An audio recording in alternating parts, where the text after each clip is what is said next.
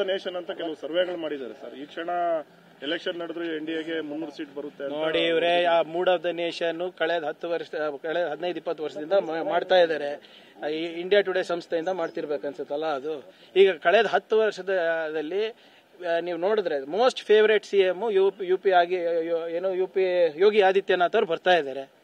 ನಿಜವಾಗ್ಲೂನಾ UP chief minister ಅವರು ನಿಜವಾಗ್ಲೂ ಏನು ಬಹಳ ದೊಡ್ಡ ಕೆಲಸ ಮಾಡಿದಾರ ಅಥವಾ ರಾಷ್ಟ್ರಕ್ಕೆ ಕಟ್ಟದಾಗ್ಲಿ ರಾಜ್ಯದಲ್ಲಿ ನಂಬರ್ 1 ಸ್ಥಾನ ಪಡೆಯೋಕೆ ಅವರು ಯೋಗ್ಯರಿದಾರ?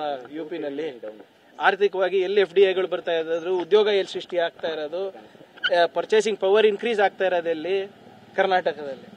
ಅವ್ರ ಮೂಡ್ ಪ್ರಕಾರ ಅವ್ರು ಮಾಡ್ಕೋತಾರೆ ಸರ್ವೆ. ಅದಕ್ಕೆ ನಾವ್ ಯಾಕೆ ತಲೆ ಕೆಡಿಸ್ಕೋಬೇಕು? ನೋಡಿ, ಎಲ್ಲರೂ ಈಗ ನಿಗಮದ ನಿನ್ನೆ ಏನೋ ಪ್ರೆಸ್ ಮೀಟ್ ಮಾಡಿದಾರಂತ ಮಾಹಿತಿ ನಮಗ್ ಬಂದಿದೆ.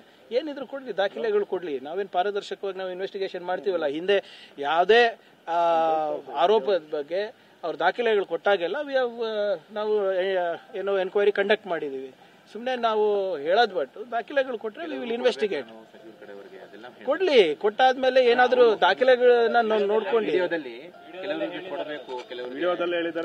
ವಾಟ್ ಎವರ್ ಇಟ್ ಈಸ್, ಅದು ಸ್ಟೇಜ್ಡ ಅನ್ಸ್ಟೇಜ್ಡ ಏನಿದೆ ಗೊತ್ತಾಗ್ಬೇಕಲ್ಲ ನಮಗೆ. ಅದೇ ಕೊಟ್ರೆ ತನಿಖೆ ಮಾಡ್ತೀವಿ, ಅದು ನಮ್ಮ ಜವಾಬ್ದಾರಿ ಅಲ್ಲ. ನೋಡಿ, ನಮ್ಮ ಸರ್ಕಾರ ಯಾವ್ದ್ರಿಂದಾನು ಓಡೋಗೋದಂತದ್ದು ಇಲ್ಲ. ಏನಿದೆ ನಮ್ಮ ದಾಖಲೆ ಕೊಡಿ, we will ensure there is a transparent investigation. ಇಂದು ಮಾಡಿದೀವಿ, ಇಂದು ಮಾಡ್ತೀವಿ, ಮುಂದೂ ಮಾಡ್ತೀವಿ. ಯಾವುದು ಇಲ್ಲ, ನನಗೆ ನಾನು ಹೇಳ್ದಂಗೆ ನನ್ನ ಹತ್ರ ಸಂಪೂರ್ಣವಾದಂತ ಮಾಹಿತಿ ಇಲ್ಲ. ನೀವು ಕೊಟ್ರೆ I can comment on that. Okay sir.